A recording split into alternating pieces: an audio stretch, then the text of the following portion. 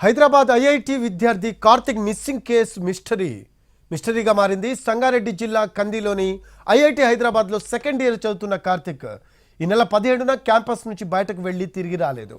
కార్తిక్ స్వస్థలం నల్గొండ జిల్లా మిర్యాలగూడ. ఫోన్ చేస్తే స్విచ్ ఆఫ్ రావడంతో ఆందోళన పడి క్యాంపస్కు వచ్చారు తల్లిదండ్రులు. కార్తిక్ అక్కడ లేడని తెలుసుకొని సంగారెడ్డి పోలీసులకు ఫిర్యాదు చేశారు. ఫోన్ సిగ్నల్స్ ఆధారంగా కార్తిక్ విశాఖ వెళ్లాడని గుర్తించి తల్లిదండ్రులను తీసుకొని విశాఖకు వచ్చారు సంగారెడ్డి పోలీసులు.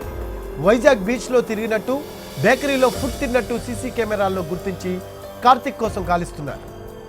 దీనికి సంబంధించి మరిన్ని వివరాలు మా కరెస్పాండెంట్ శ్రీను అందిస్తారు.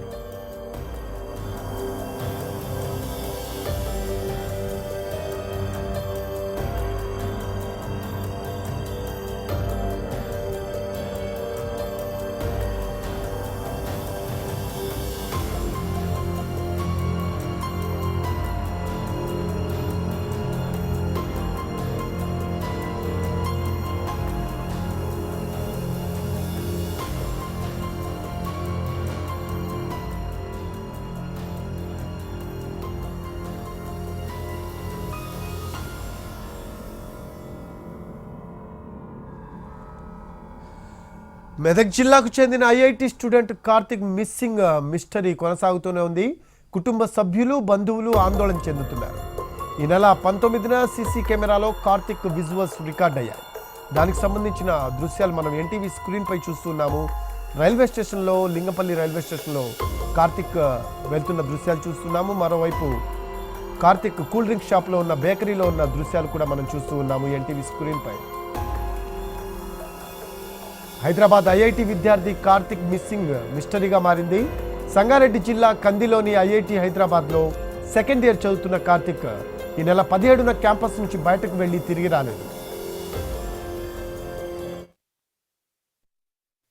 భూమి ఎక్స్ప్రెస్ 18వ తారీఖు ఈవినింగ్ సికింద్రాబాద్ నుంచి బయలుదేరి మార్నింగ్ బయలుదేరి ఈవినింగ్ విశాఖపట్నం చేరుకున్నాడు. తర్వాత యూపీఐ ట్రాన్సాక్షన్ ద్వారా ఫేమస్ అనే బేకరీలో అబ్బాయి ఏదో బేకరీ ఐటమ్ తిని బీచ్ ఏరియా, ఆర్కే బీచ్ ఏరియాకి వచ్చాడు.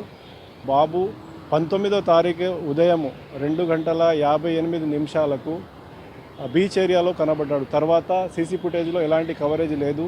సీసీ ఫుటేజ్ చెక్ చేస్తే అతని యొక్క ఆనవాళ్ళు ఎక్కడ కనిపించట్లేదు. మాకు చాలా భయంగా ఉంది.